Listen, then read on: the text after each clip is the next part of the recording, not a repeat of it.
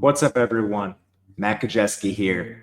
Back talking college football, and today we are going to break down the Ole Miss roster. Before we get started, those of you that are watching, a lot of you are unsubscribed as the data tells us. Please subscribe to the channel, leave a like, leave a comment, let me know what we can do better. All that helps a small channel like this a ton. So if you've done any of those things, thank you. I very much appreciate it. We're recording on April 24th, so few dominoes yet to fall with the transfer portal, but I think we have a pretty good idea of where Ole Miss sits heading into the season. Let's talk about last year's team briefly before we move forward to this year's team. Efficiency metrics. Ole Miss was an awesome team overall last year, and the only places they really faltered, well, mainly the offensive line was the big one, and that stemmed to the running game. Injuries did affect both of those units throughout the year, so that needs to be at least mentioned. And then on the defensive side of the ball, the only place they really struggled a little bit was coverage, and that was still a top 25 unit. This was shockingly one of the better Ole Miss defenses we've seen of the Lane Kiffin era. Special teams were a problem for this team. They were 79th. So really the biggest issues were offensive line, special teams. And then other stuff for this team, pass rate did fall, more of a run-based team. Seconds per play, still that characteristic up-tempo offense that Lane Kiffin likes to run. They finished 12th. But that brings us to the coaching staff. Lane Kiffin returns. He's entering year 6 at Ole Miss.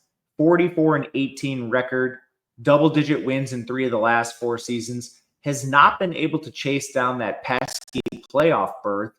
But, last year they expanded to 12. If you go back and look at Lane Kiffin's tenure, how would they have finished in other 12-team playoffs? They certainly would have been in 21 and 23. So he's sort of just been a victim of the system for the last few years. And now with the expanded system, he should get some teams in. But they were right on the cusp last year. I mean, he was arguing they did it to themselves. If you look at their schedule overall, they dropped some games they shouldn't have, and it just is what it is. Their losses came to Kentucky, a game they had no business losing by 3 points. They lost to LSU by 3 points, who was down comparatively, and they lost to Florida by 7. This team had the highs. They beat Georgia. I mean, this was a good team. You just can't lose all 3 of those games you lost, but they found a way to do so and miss the college football playoff. Offensive coordinator is Charlie Weiss Jr. It's Lane Kiffin's offense, make no mistake, but at least there's continuity on his staff. Defensive coordinator Pete Golding, he took over in 2023, was previously Alabama's DC. Man, what a defense they had last year. They do list Brian Brown as co-DC. Previously, he held the position with Cincinnati. But a lot of continuity with the staff, which is a good thing for Ole Miss. Recruiting. They're not the best recruiting team in the SEC, which is pretty wild to say because you're still looking at top 25 classes. But in the SEC rankings, you're 9th, 11th, and 10th the last 3 years. Retention is pretty good with this team. 50% in 2023's average-ish. 24 is at 82%. I mean, this is the best class this year they've had in a while, so hopefully they can develop it. I think it's Lane Kiffin just stacking success, which has led to the growth in recruiting for Ole Miss. It traditionally is not the best recruiting program in this conference. But let's dive into what we have on the roster. There's a lot of change. Last year was sort of the pivot year for Ole Miss where they brought back most of their team. This year, they're going to be looking to replace a lot of players. And that starts at the QB position, where now we are moving from Jackson Dart, potentially a first-round draft pick, to Austin Simmons, who is a former 4-star. He's 6'4", 215. Does have some mobility, at least according to some of the high school numbers, but only 32 career attempts. On those attempts, he does have 2 big-time throws, 0 turnover-worthy plays, so we don't have any of the erratic plays sometimes you see from youth, but still wildly inexperienced. The hype train on him this offseason has gotten out of control. People are saying he's the best QB Lane Kiffin's ever had, which is a stretch considering Lane Kiffin's long tenure of coaching college football, but at least it's not negative. So there's hope for Austin Simmons. I've been around the Jackson Arnolds long enough to realize that hype doesn't always lead to actual production on the field, but you'd rather have it than not. I think the QB's position's in a pretty good spot, especially because they've sort of stacked QBs. This has not been a problem for Kiffin. They brought in a former 4-star in Pierce Clarkson from Louisville, who doesn't have a lot of experience. They have a former 4-star from 2024 that they recruited in AJ Maddox. If both of them fail, They brought in Ferris State transfer Trinidad Chambliss, who was a D2 All-American, just won the national championship. Good dual threat there. Not really sure why he wanted to come to Ole Miss to sit on the bench for his final season in college football. But honestly, it might just be him getting the bag, and this is his best opportunity to make anything off football. So anyway, it's a good QB room with ceiling, considering the recruits are all elite level players or like D2 All-Americans. Running back, this was a position battered by injury last year. Lost Henry Parrish early in the year. Lost Ulysses Bentley for part of the year. Both of those guys are gone. Matt Jones transferred. So at the top of the depth chart, we have Logan Diggs, who played in one game last year himself. He's the former Notre Dame and LSU transfer, 6'1", 215. Has been efficient every time he's gotten on the field, despite only being a 3-star recruit. Back in 2022, 5.5 yards per carry, and then with LSU, right around that same number before missing all his time with Ole Miss. 25 career catches, a back that does profile as a feature back if necessary. They did add Damian Taylor from Troy and Q1 Lacey from Missouri. Taylor has good size, 5'11", 210. Over 1,000 yards rushing last year, 5.8 yards per carry. Only 3 catches, more of a function of Troy's offense. But now he has to step all the way up to the SEC. Sometimes that goes well, sometimes not. Lacey is an inexperienced 4-star, only carried 6 times last year, which was his freshman season, but a bit undersized, 5'11", 196. Not really your prototypical feature back, so expect him to work in a committee. Outside of that, Dominique Thomas had to play last year, the former walk-on. He's still with the team. They add a 4-star freshman in Shakai Mills-Knight. The backfield, as long as it's not as hurt as last year, should be on par or better. Wide receiver. A lot departs. Trey Harris, Jordan Watkins, and Twain Wells. But you do return Caden Lee. He was a former 3-star, but caught 57 balls for 874 yards, 5'11", 175, 77% of the slot, 2.08 yards per route. As you can see on the screen, he has the highest returning value score for the team. The other higher scores are transfers. And on that briefly, I realized I didn't describe this. What you're looking at is a 2-deep depth chart. We have returning experience in these 2 columns from the last 2 years, what recruit a player was, and then a value score, which first looks at your recruiting ranking. And then as soon as you start playing more and more, it factors in on-field production more than the recruiting ranking.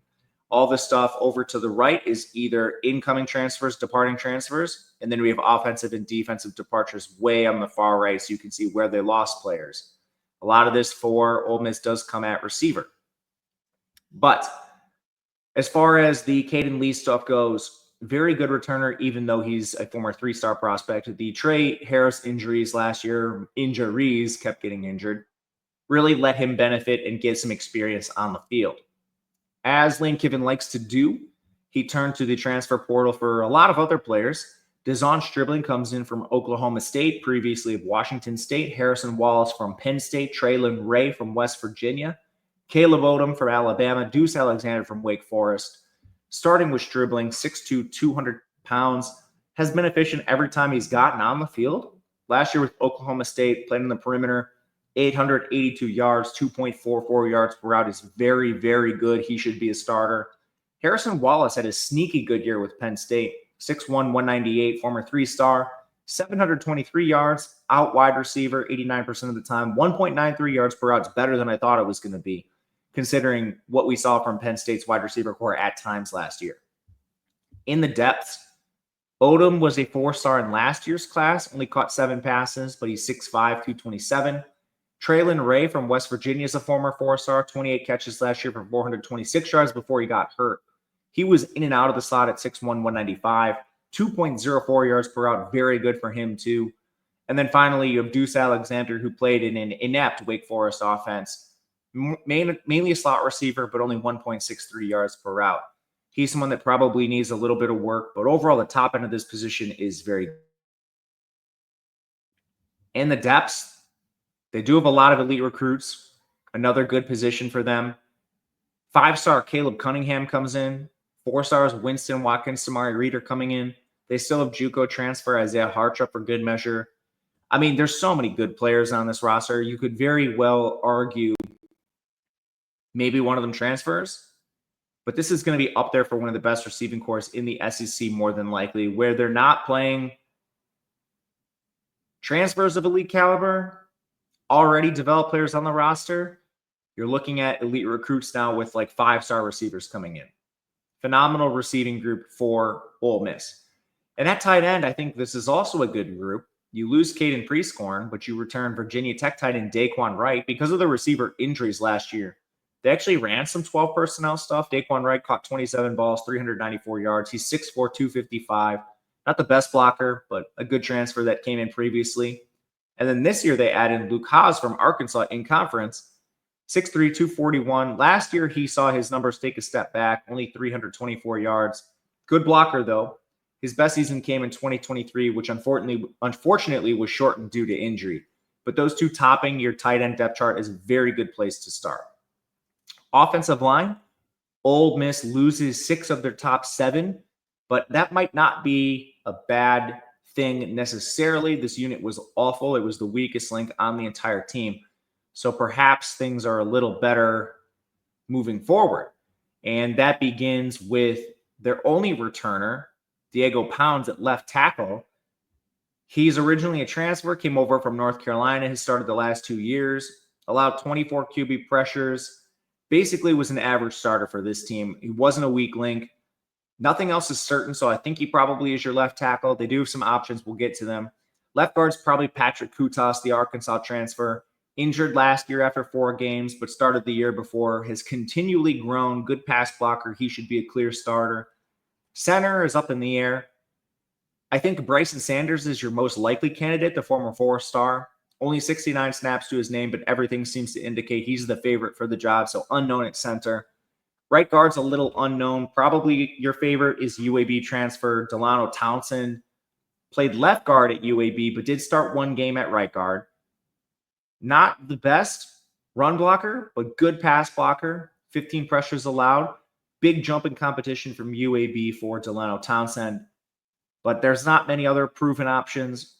Right tackle, probably Jaden Williams. He started in 2022, was a pretty strong pass blocker in that season, really bad run blocker. Has played more of a swing tackle, but a lot of that has come at left tackle so far. Early reports indicate they're going to try him out on the right side, so we'll see what that offers. But there are a couple other options Ole Miss brought in for depth. Percy Lewis played at Auburn after beginning his career at Mississippi State, 814 snaps the last 3 years. Has played everywhere, really. Most of it at left tackle, but played some guard, so that could help if like Townsend can't play. Gives you the ability to move guys around. Maybe it could be an option at right tackle. Terez Davis comes in from Maryland. PJ Wilkins comes in from Charlotte, 2 inexperienced transfers. 4-stars Devin Harper and Cameron Beavers are on the roster. Ole Miss has taken this approach 2 years in a row now. 2023 was better than 2024, but injuries have affected both years. You're just looking for average line play. Last year was below average. If you can get better protection, especially for a new signal caller, that's going to go a long way. This unit's probably average, but maybe could be a little bit above that with some of the ceiling they have. Defensive line, you're losing a lot. Walter Nolan, Jared Ivey, JJ Pegues, Princely Umanmielen. But this is a very good defensive line still. I'm not sure if it'll quite live up to last year's ceiling, but it's going to be good. Starting with Suntarine Perkins, former 5-star, 43 QB pressures. The reason his grade is not better is missed tackles have been a problem for him. So you look and you see Suntarine Perkins, former 5-star, only a 69 grade. There's a lot of other players in this conference that have higher grades. He led the team in missed tackles. If he can clean that up, he's going to be probably top 5-ish edge rusher in this conference. And then they go and add a second 5-star in Deshaun Womack from LSU. Has not played a ton, just 179 snaps since he took the field. But that elite recruiting pedigree should help. And if it doesn't, you still have former 4-star Cam Franklin. He had 7 QB pressures on 109 snaps, a small sample, but those are good metrics. Prince Will Umanmielen comes in from Nebraska. Former 4-star, played 453 snaps the last 2 years with 40 pressures. This is a very good edge group, led by a 5-star in your stud Suntarine Perkins. Inside, there is some former 4-stars that are back with experience. They rotated this group a lot. Xavier Harris, Wilt Eccles, and Jamarius Brown are all back. All of them are over 310 pounds. Harris is 6'7", 320 pounds, elite run defender. Eccles and Brown both over 310 too, so phenomenal place to start. And then you have a lot of 4-star players. Cameron Beavers, Jeffrey Russ, Andrew Maddox, they're all on the defensive line. This is a great unit. I think this defensive line maybe takes a slight step back, but should be awesome. Linebacker, you lose Chris Paul Jr. and Kari Coleman. Paul especially was one of the best defenders on this team. The only player you return with a lot of experience is TJ Daugherty, who was the worst starter on the entire defense. Absolutely horrendous in coverage. He was targeted 45 times, allowed 41 catches. So that's a problem. Teams were just straight up attacking him. They don't have a lot behind him. The second most experienced linebacker is Tyler Banks. He has 150 snaps over the last 2 years. So you go to the portal. First off, they bring in Jaden Yates from Marshall. He is very small for this conference, 6'1", 215. And last year, Marshall played Virginia Tech and Ohio State. They ran it straight down his throat. In conference play, had 120 tackles, led the team. So he's kind of a black box. I'm not sure what to make of. Andrew Jones comes in from Grambling State. Positively, he was originally with Memphis. He just had to transfer down, which isn't the best sign. Taj Chambers is from Missouri State. He's been in college since 2020, nearly 2,000 snaps of experience. But we're talking really low-level transfers here. They did bring in a four-star and Jacoby Hobson, but this is not the best unit on the defense. I think it's actually one with a lot of questions at linebacker, led by Daugherty at the top. Defensive back is also a position experiencing a lot of change. They lost their top 8 defensive backs. So outside of transfers, their most experienced returners are Chris Graves Jr. He played 326 snaps over the last 2 years. Former four-star, so at least their recruiting's there. Four-star sophomore TJ Banks is the second most experienced defensive back at corner.